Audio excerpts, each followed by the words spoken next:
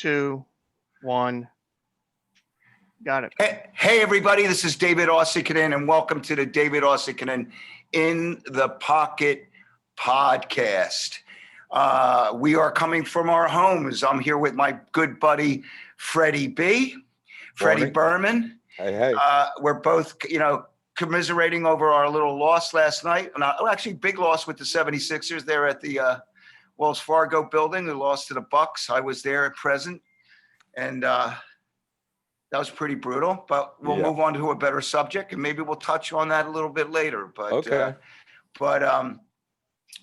I'm really excited about our guest today. It was a little bit of an unusual invite, I guess, because I've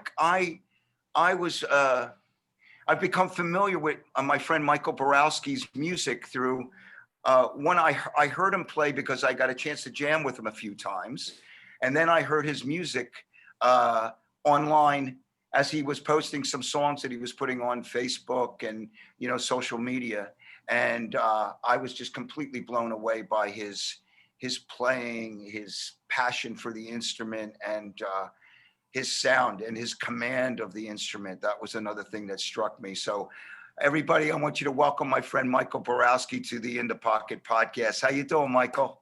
Good, buddy. How are you? I'm good. Thanks for having me. Listen, man, it's a pleasure. It's your pleasure. I know I just introduced you to Freddie, who was he's also a drummer like me, and we have a good time talking to other musicians on the podcast and getting to know about, how their journey and what they're up to, and, how their path.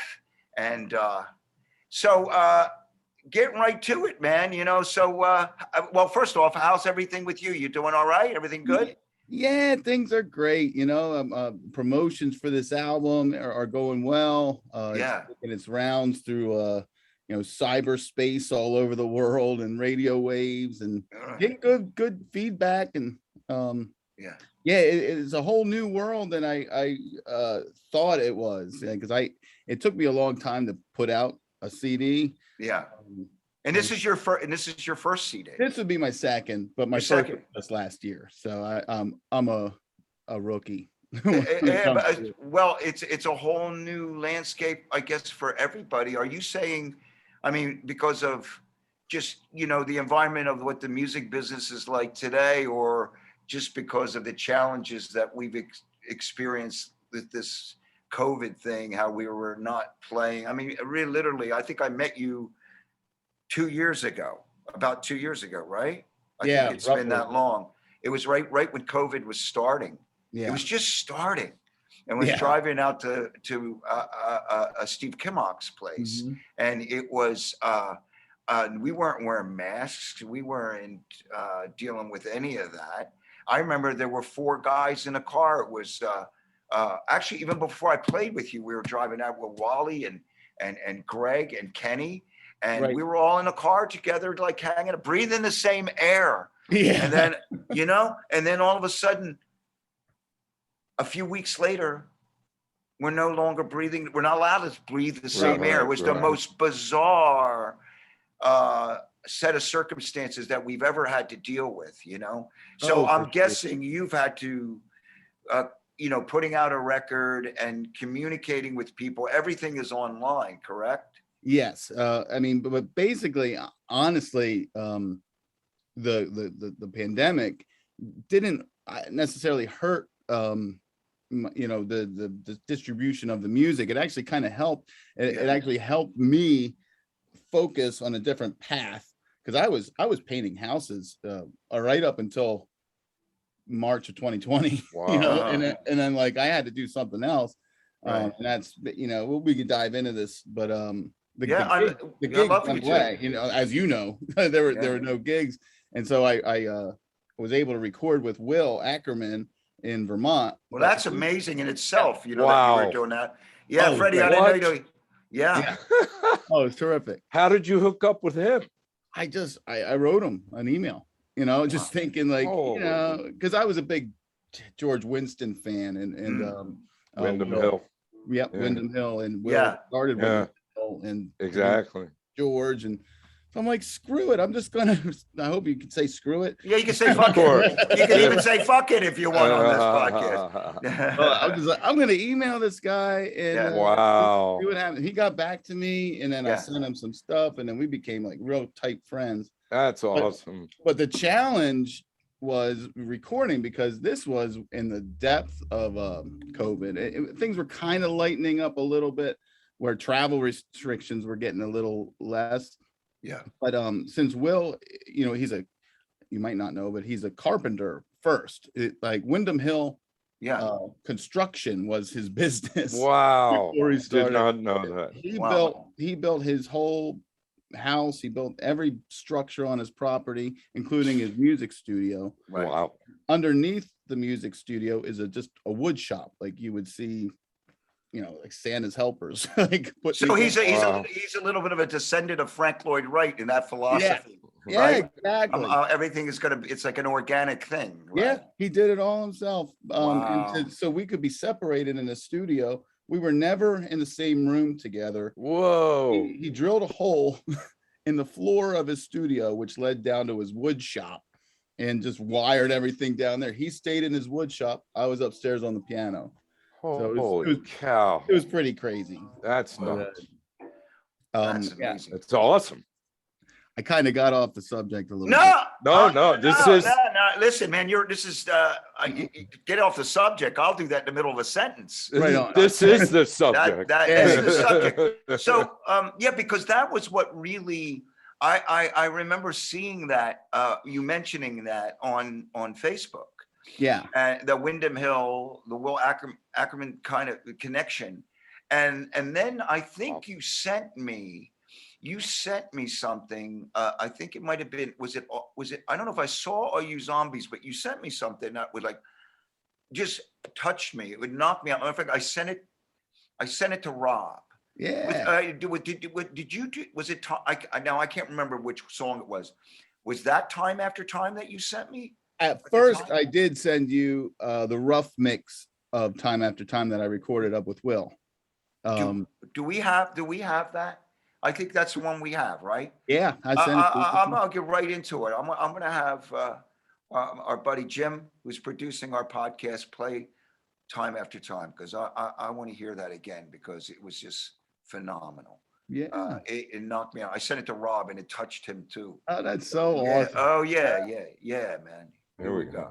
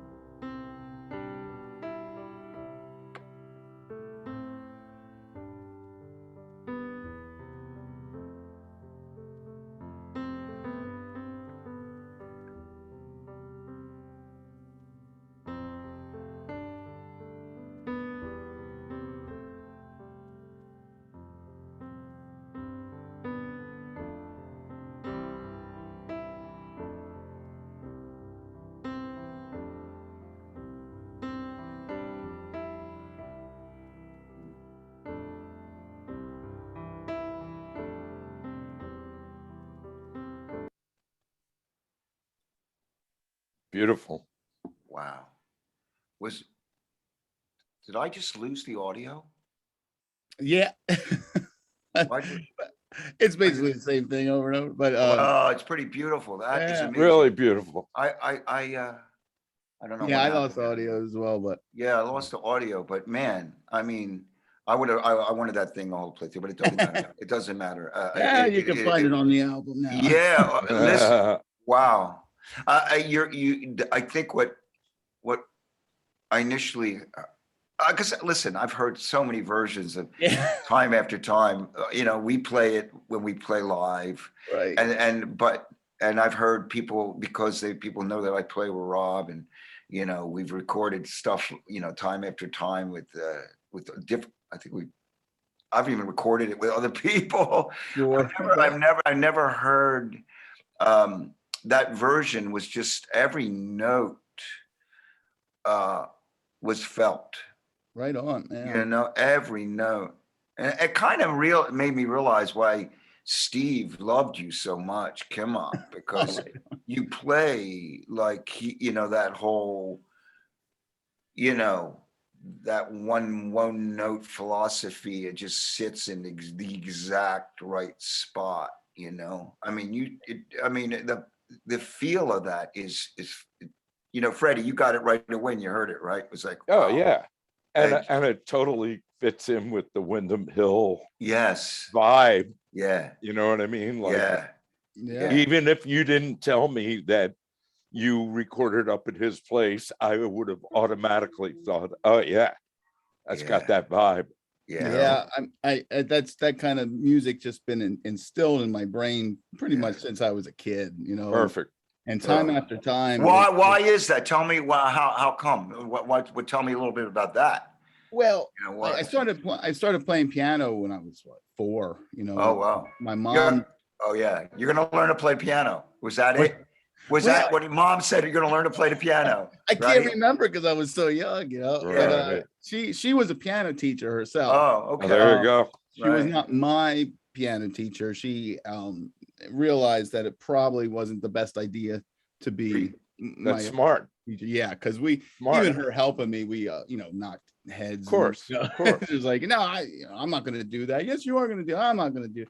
Right. But so I had another piano teacher in Quakertown, Gloriana Sewell, from age 4 till I graduated high school, till like 18. Right. But it was always a thing where it was all classical. It was all classical music. But the other part of my family was more into rock and roll. My Uncle Dwight taught me about the Beatles and Queen and the Hooters, Wow. So I would kind of blend classical with that, and then I heard George Winston, who basically kind of does the same thing. He's a folk pianist and kind of pop, kind of classical, kind of jazz, like all just there's really no genre. So basically what I like to do is combine, I believe the technical term, and I hate genres, but I believe it's called classical crossover. Okay. And so George Winston, I saw him about 8 or 9 years old. And I'm like, boom, that's it. That's what I want to do. I saw him at the Academy of Music with my mom. And how old were you when you did that? I say 8, 9. Wow, how cool is that? I don't know. Great. And then isn't it? I mean, that is amazing. I listen, and I was thinking an interesting thing though, because you took lessons, and both Freddie and I had drum teachers when we were kids. Sure. One of the things that, like, playing rock and roll, and I hear from mostly other musicians, never other drummers, occasionally a drummer, like, they'll say, you read music? Can you read music? Like, yeah. You read? Like, piano players usually never get that. Drummers will get. Good point. I mean, you could play and you can read music too. But you're a drummer? What the heck? I mean, you're a drummer? That cracked me up when you were saying them, because piano, like that's like, maybe guitar players get that too, maybe, but I know that, piano players, I had 2 sisters that both I had one sister that took violin lessons, and I had a sister that took piano lessons from our next door neighbor who played at the church up the street. Nice. And of course they learned how to play a C and a D and an E and an A and a B, and they learned all that, right hand, left hand stuff. And I took lessons off at Clyde Peters School of Music, which was down the street in Levittown. And my teacher was a guy named Bill Weichel, and I remember we had to do the Haskell Hard books. Remember those? Oh yeah. Sure. We did a Haskell Hard book. Yeah, I did too. Have somewhere. Huh? I went, now that you could get one with a little digital. You could get the digital that they play the audio. They play it. Fred, that was a lot of busy playing. How about it? Yeah. There's a lot of flams and Radamicus. Yeah, it's a lot of rudimental. Yeah, it was all good stuff. But listen, I love that you had Michael, that you've had that kind of background, that you were exposed to that as a young person. Like my father took me to see Buddy Rich when I was 11 years old, and I'll never forget. Likewise. Yeah, right. Fred had the same experience with his father. My dad, asked me to go see Duke Ellington, and I passed. I was building a fort. I said, Dad, I got better things to do. I'm building a fort. You know, I think I was like, it was before I saw the Beatles, though. And it's interesting. You mentioned the scene of seeing the Beatles made me want to become a rock and roll drummer. Yes. But I somehow, because my dad had Louis Armstrong records and Harry James records, and had these records, I intuitively knew that you got to learn how to play the instrument, and it's not just rock and roll. You got to learn to play. And, you know, thank goodness my dad exposed me, like your mom exposed you, and Fred's dad exposed me to music that was going to enrich us and enlighten us. And it's never changed. You know, I'm still, Absolutely. I'm still trying to, you know, I'm like you, Michael, I'm sure you're always trying to learn and get better and play, you know. I'm holding on. My latest thing is that I've been playing guitar for the last couple of years, and I mess around. It's more of it's a hobby, but I use it to write.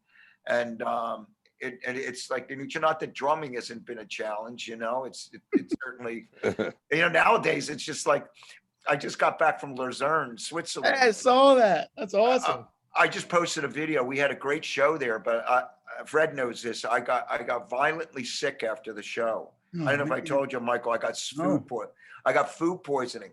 I lost 13 pounds in a week. What? 13. I left at 192. I came back at 179 in 6 days. So you can only imagine how many times I visited the bathroom. Unbelievable. I did not see that. Oh, it was brutal. And there's nothing worse than traveling when you're sick. Now, fortunately, the show, we only did one show. And it worked. It was a wonderful show. And fortunately, I've been busy playing. And which that, you know, busy playing with other bands and I have a little studio at my home, and I've been cutting tracks and working on other things like we all have been doing. Like, it's been a challenge through this whole couple years, not only just playing and the way we have to play, but you put out records, which is, I did too. I mean, I did an independent record too, and then I put out. Yep, and I have it. Great! And so I'm going to record stores. Do you have your record store in? Do you have your record in record stores? Do you have? You know what? No, brick and mortar. No, most of this is a digital release. I do have copies that you can order on my Bandcamp that I mail out. Most people go that way. Most people go that way these days. Yeah, I was going to see how it goes, because it's quite, you know, obviously, as you know, quite costly to duplicate these. You know, and I would love to do a vinyl. The vinyl looks sharp. Here, vinyl was the coolest thing. Oh, it's the coolest. Yeah, that's really nice. Cool. And we have a friend in vinyl. His name is Phil Nicolo, who is a pressing plant that does all that stuff. That it does a great job with vinyl.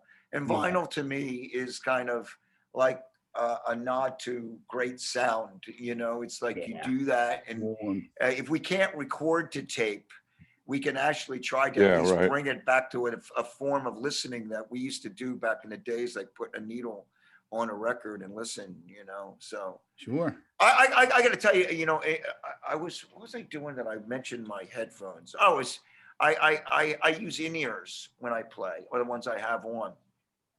And I was so freaked out when the pandemic started that, do you remember, like, I don't know if you guys recall, but, you know, my first session that I did, I was at Studio 4 and we were all wearing gloves. We had gloves on. I looked like I had Phil Nicolo looked like he had a hazmat suit on. Wow. We walked in, I put my in-ears on. I was so freaked out about touching each other that I had two sets. I hit one of my in-ears and I broke it, and it was my God. I was like, oh my God, I was just so nervous about everything, because there was all these different, everybody had their own way they were seeing, like, you know, the information that we're getting was just so erratic, you know, you know, in the beginning, you know, it's like anything you touched, I was afraid to put my feet on the ground. I know, right? Remember? Wiping down groceries and like cooking your food extra. Crazy.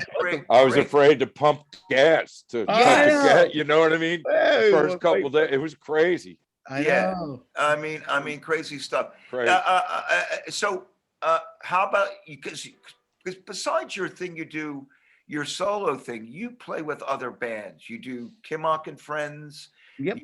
You have another thing that I know you play with some jam bands that you are like, and you got a huge following there. People love you with that. So tell us a little bit about that. Well, the main other band is Splintered Sunlight. It's a right on Grateful Dead, all Grateful Dead tribute. We throw in some cool things, other things. I joined that band has been around since long time. Yeah, before Jerry died. Is Ivan still playing with you guys? No, but Ivan's a good buddy of mine. I love Ivan. Yeah, Ivan Funk. Ivan Funk with the last name of Funk. You got to be. Yeah. That's his real name too, right? Yeah, with an E. No. With right? I don't know with an E. I don't think so. Maybe not. No, you're right.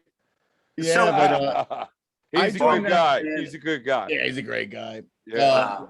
I joined that band as I was just a sub because I was in jam bands and stuff because I went to Temple University in the 90s. Right on. A jam haven. Yeah, Jam Haven, of course. Yeah. And then I just kind of got thrown into the jam scene because it's kind of like, you know, playing piano. I'm not good with like play the same thing every time. Perfect. I mix things up, and improvisation is my thing. So naturally I fit into jam bands, and then I honestly, it's not a secret if I tell this to you guys, that when I joined a band, I didn't know Grateful Dead at all. Like at all. Oh wow.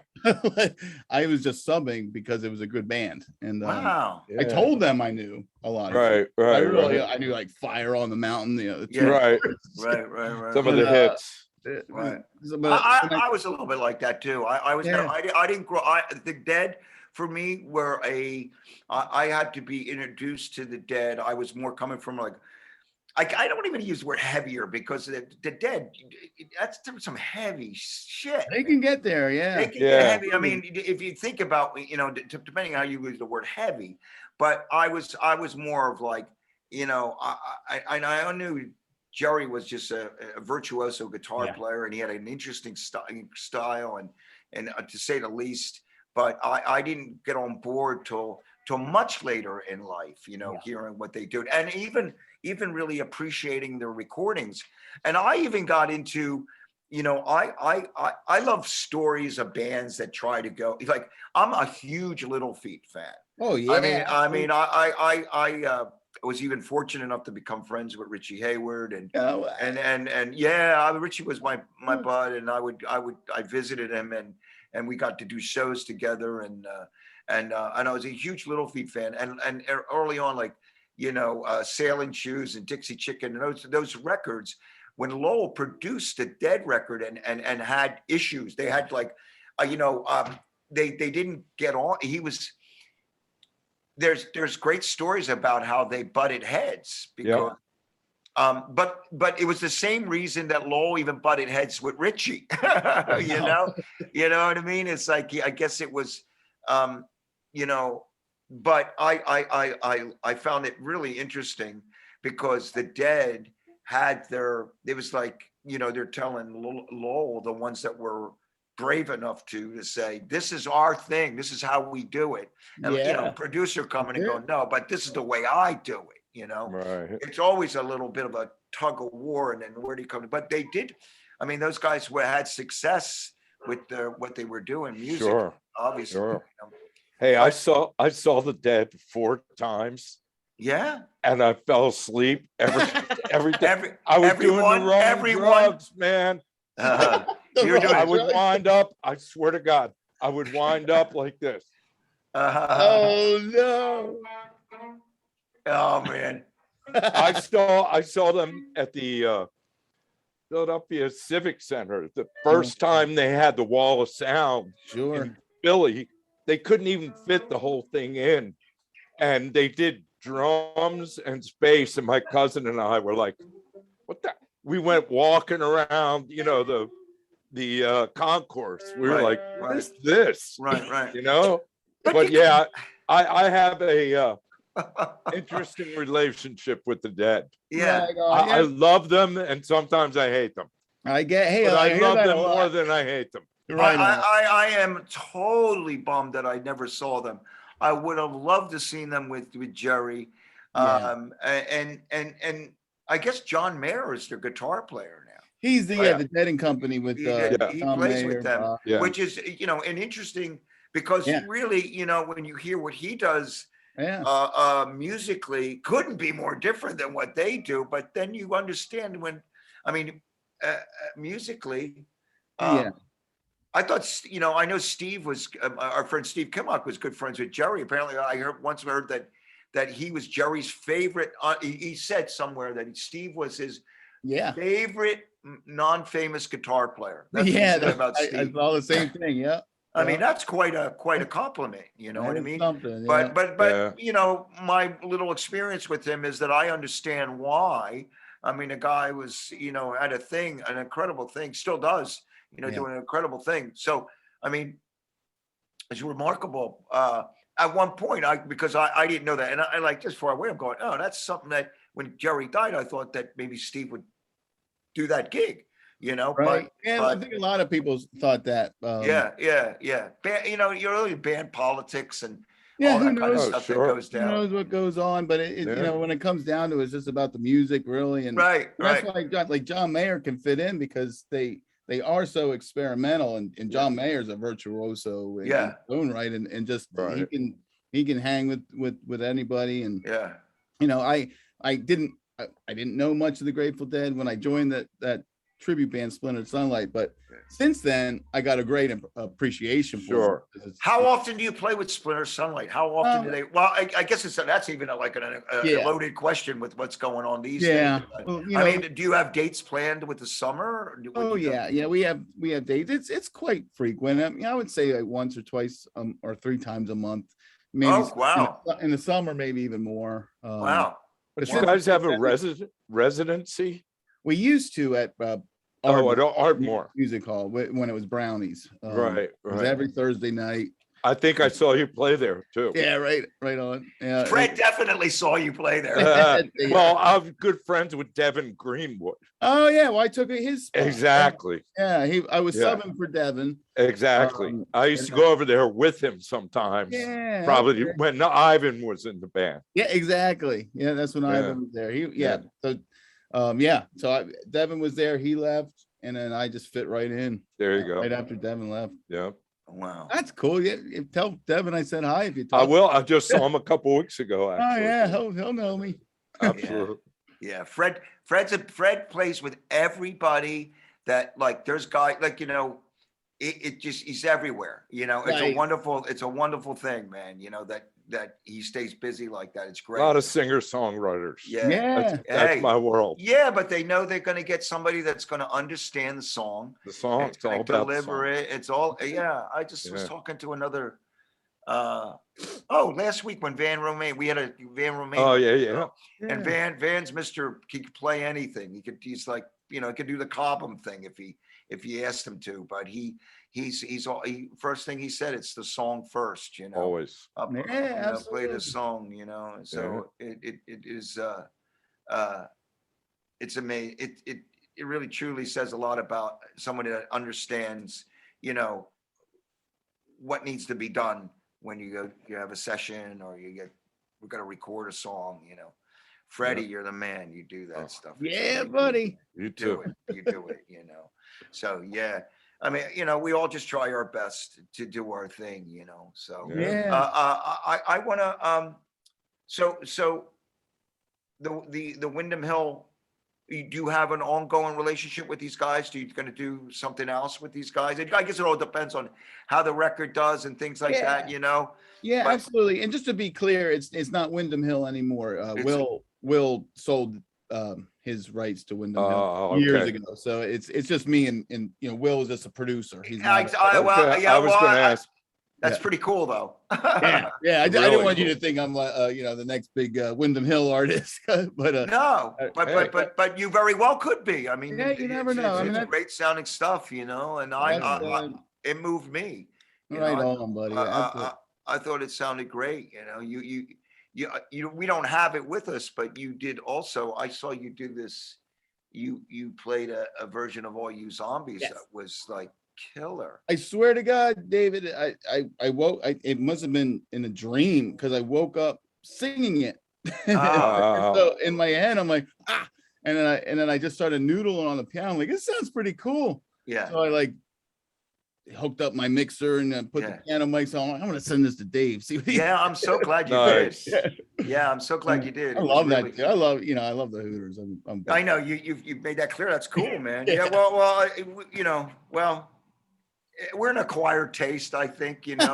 We've always come out and tried to do a little bit of a different thing, and I think that's served the band. It's like any band that tries to do.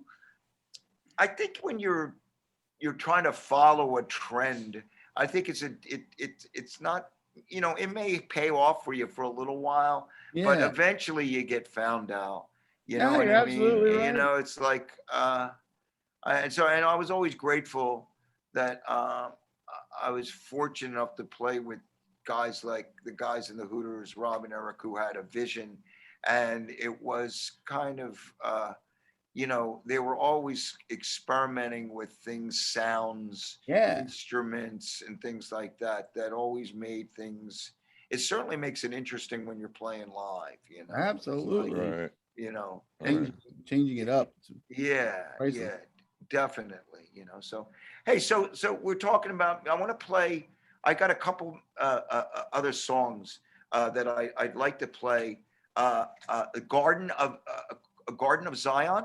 Gardens of Zion in the rain. In the rain. It was Garden of Zion in the rain. Tell me a little bit about that. About that. The story. My mother passed away 4 years ago, Alzheimer's disease. So a lot of it's my mom had that too, and it was the worst. So a lot of what I do, especially musically, is in memory of her, and wonderful. I do a lot of stuff for Alzheimer's Association and that. And then unfortunately, after years of struggling, her husband, my stepfather, passed away. It was just too much for him, and a little bit of too much. Gotcha. Was that? I'm sorry. He passed away after. He passed away a year after she did. Yeah, and it happens a lot. Both buried together, actually head by head, and head to head it's Zion Memorial Gardens in Telford. So it's Zion Memorial Gardens. There you go. Zion, and then it's in the rain. In the rain, it's that's kind of where it comes. So it's a tribute to them, basically. Right on. I noticed that wristband you're wearing. Yeah. Alzheimer's. Yeah. Yep. Yeah, never leaves my wrist. Right on. I should grab one of the. I should. That's where you make a donation and you get. I just beautiful. And I need some swag, and they send me bracelets and flags. That's great. It's a lovely tribute you do to your mother, and obviously your stepfather must have meant a lot to you too, because what you just told, it's unbelievable. Hey, I'd like to get Jim. Why don't we play that if you have that? Hear that guy.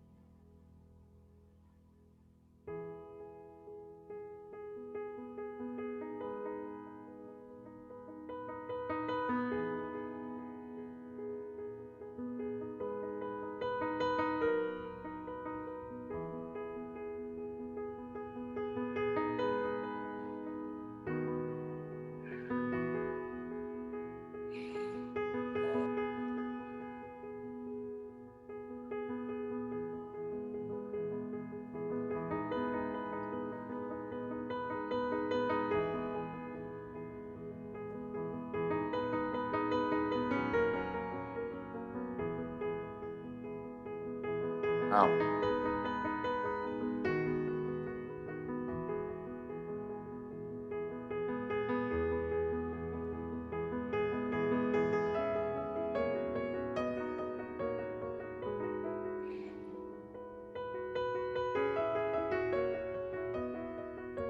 Oh.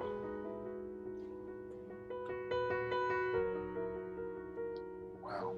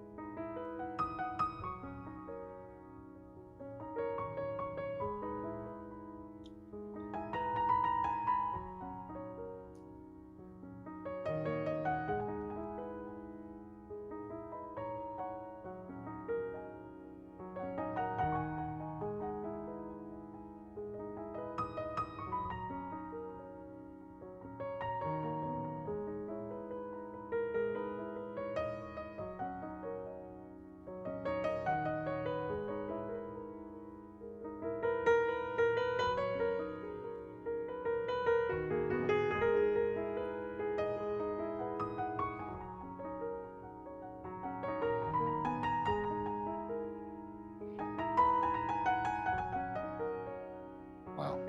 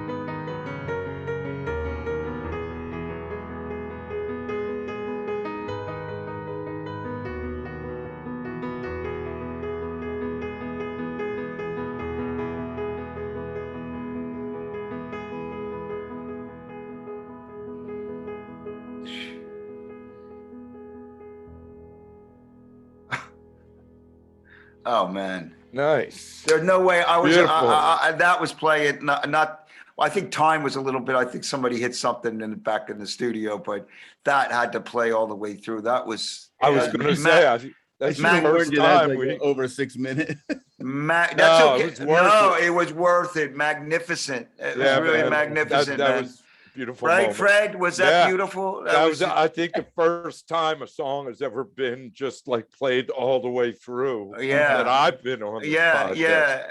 That was awesome. It totally awesome. It was really beautiful, man. Yeah, man. And a tribute to your mom. Yeah. You know, so that's On top of that, yeah. That's really important. I got a tear out of me on a couple of those, things that were going on. It was really special. You know, Yeah, I mean, and so that must have been fun. How long were you up at his place recording? 2 days. My wife and I got a Airbnb right on the Rock River, right by his house. It's in Brattleboro, near Brattleboro. Yeah, we made a little mini vacation out of it. That's how you got to do it. I do that all the time. Yeah, we do that with our wives. We do it all the time. You know what I mean? Even brought the dogs. Oh my God! Wow! And you got kids too, right? You I have one kid. Yep, Jackson. Wow! Yeah. Wow! How old is he? He's 11. Wow! Nice. Does he play piano? He's starting to learn piano. All right. I took him to take lessons from my old teacher. And that was a couple of years ago, and he maybe he was 7 or so, and it was pretty intense for him. And he doesn't live here full time, so it was really hard to get him to practice. So we took a break, and then just recently, like last year, he said, "Dad, I really want to learn piano." And I try to hold back the tears. I'm like, okay, son. I'll get you some lessons. Oh, that's nothing like great. It. Yeah, it's really great. So, it's really cool. And so, what's on the next few months look like for Michael? What's happening with Michael? Lots of band gigs with Splinter, and I have a lot of that lined up. Some other solo piano gigs, maybe some cover band stuff, but that for performances. But I'm every day I wake up and try to promote the heck out of this album, and that's good. It's like a nonstop job, isn't it? You can always find something to do, It really is. I get it. I got to get you it's nice that you're in the neighborhood too, that, to know that you and you're available to do session stuff if somebody needs. Michael's there. He plays. You can play piano, B3. How about what about synthy stuff? Do you do any synthesizer stuff? I can. It's not my mostly Hammond organ, and you play organ and you play piano. Yeah, I'm more of a meat and potatoes kind Nothing of wrong with that. Organ. If somebody needs a synth patch or something, of course I'll do it, but it's not my go-to. I'm not. I'm drawing a blank. That's all right. Emerson, you're not Keith Emerson. And nothing wrong with that, but I get it. I look Chuck, you think about it, somebody like Chuck Lavelle, who's, his solo stuff. I don't know if it's happening. I've been asked to be a part of this Charlie Watts. I don't know if I told you about this, Fred. I've been asked to be on this tribute thing. This guy, a friend of mine, a producer, he's an executive producer type, is doing some tribute thing and asked me if I would play on a couple songs.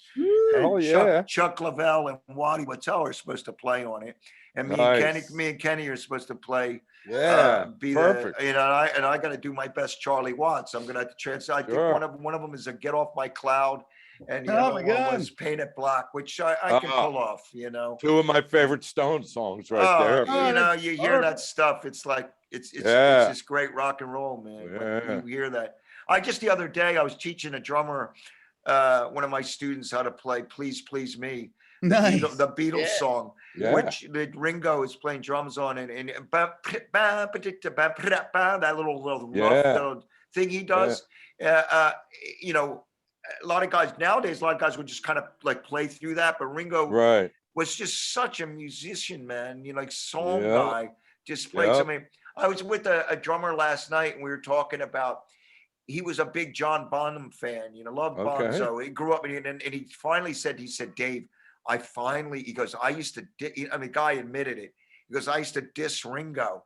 And I said, I was like, really? And he said, to me, he goes, not anymore. He goes, I really realized, I said, musicality wise, and Ringo was the man, you know, I mean. He was. And you I look mean, at, look at Get Back, it's like right there, exactly. everything you He need to held know. it together. He held it all together. Yeah, and you know, his temperament and his vibe and Everything. you know, he was just the right man for the job. Absolutely. And they loved him. And man, he's still out there. And you know, he's a great Yeah. singer too, you know.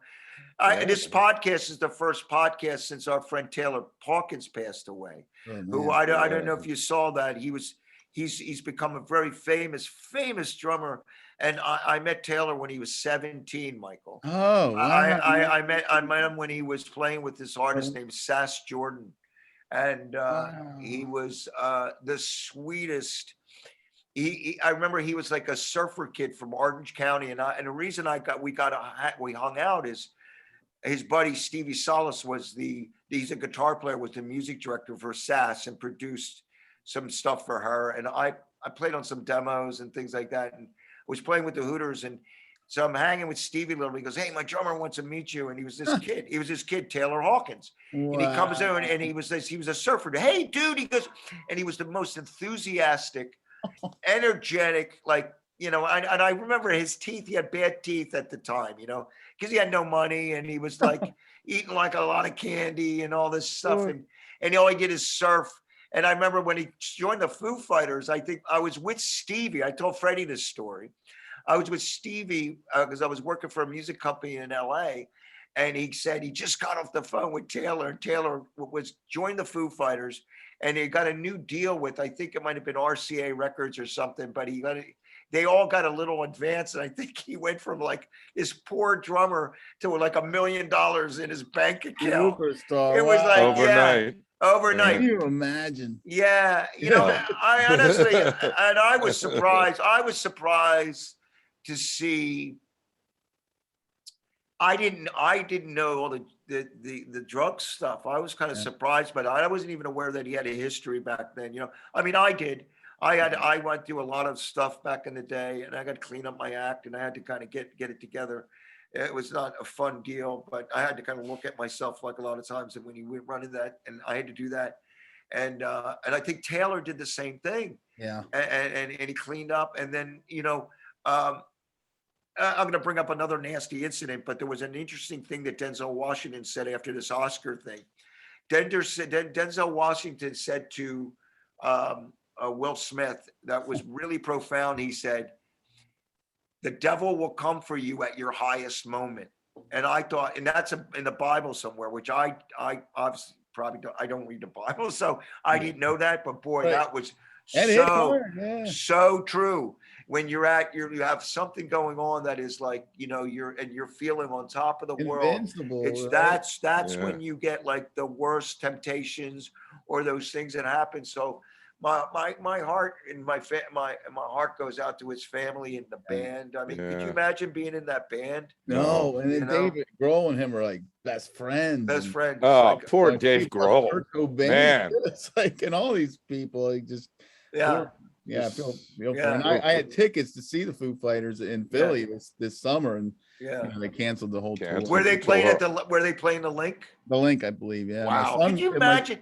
I mean, that big, they became that big. They played the Link. Yeah. You know, they could probably multiple nights they could do it. They could probably, I bet. Yeah. You know, I mean, they became the biggest band in the land. I think that was, you know, I mean, which is amazing that they figured that out, you know. But the man that leads that troupe, Dave Grohl is just he's just a passionate, I mean, a great drummer that became a great guitar player. It's a great songwriter. That's a great writer. Yep. You know what I mean? He inspires old geezers like me to, you know, right?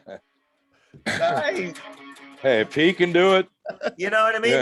To do it, you know, to rock out. It's great. You know what I mean? It's, you know, we live in, and it's no wonder, like this last week, all this crazy shit going down, a thing in LA.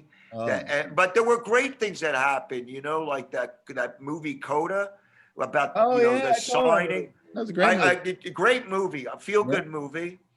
And you know, what was really unfortunately, it's been a little overshadowed because of all this controversy, but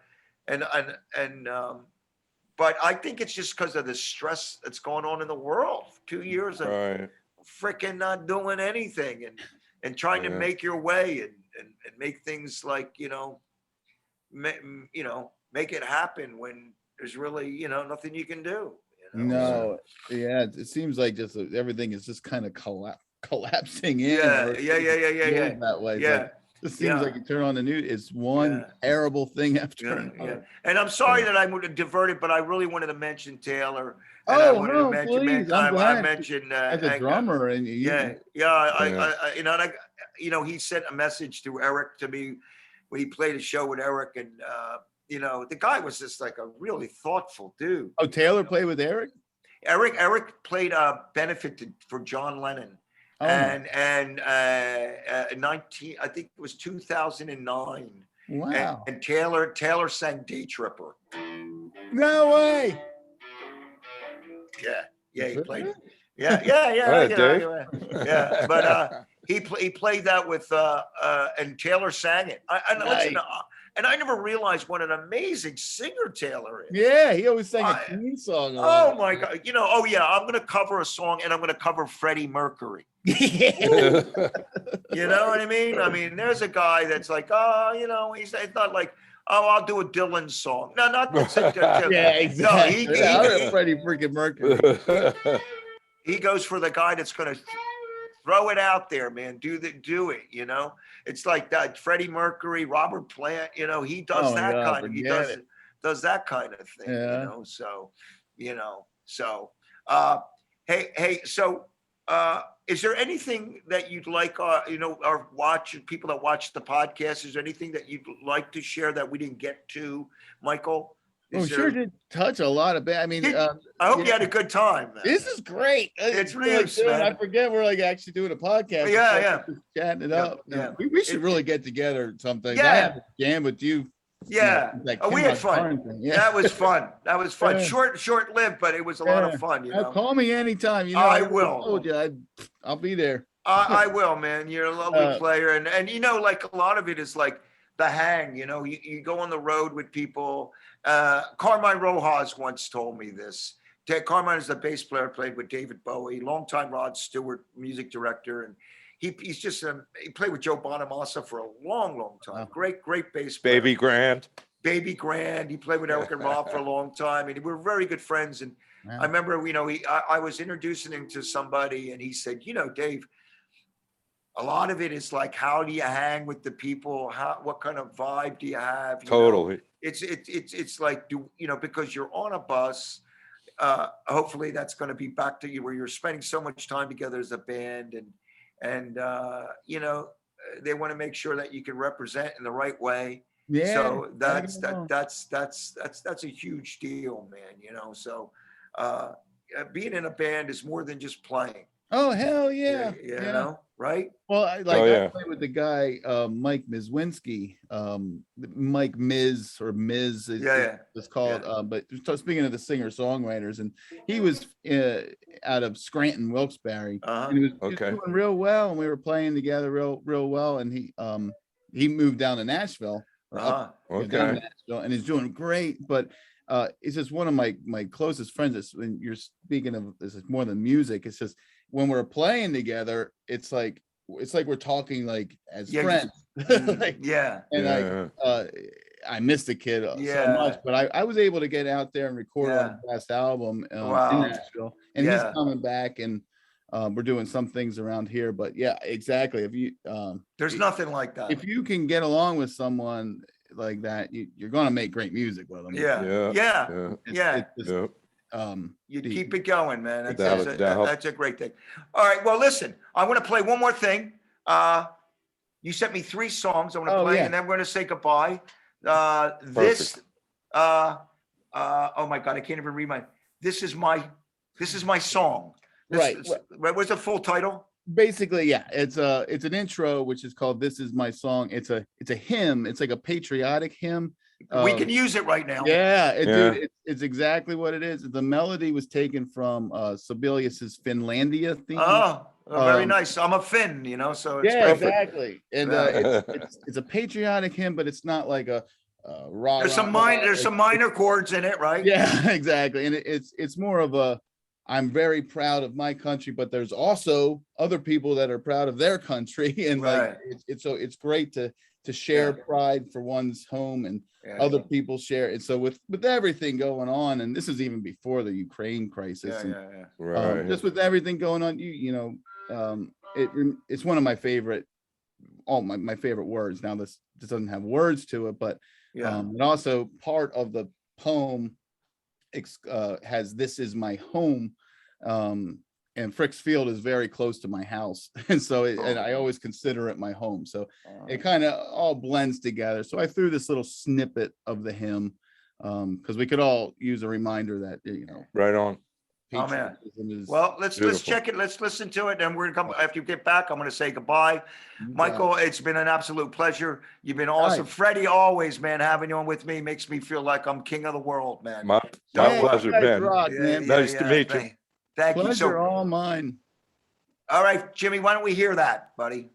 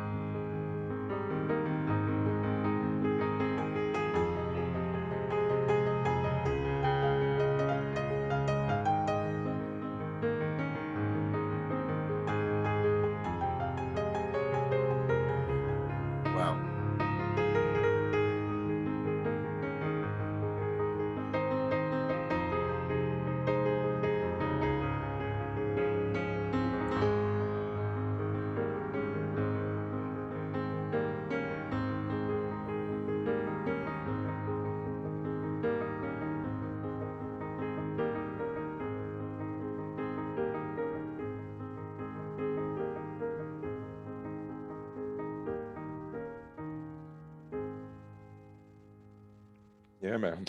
Beautiful. Hey, Hey, thanks again. hey, you got it. Thank you, everybody. I want to thank our producer, Jim Grasso, Wildfire Media. Oh, we're still playing here.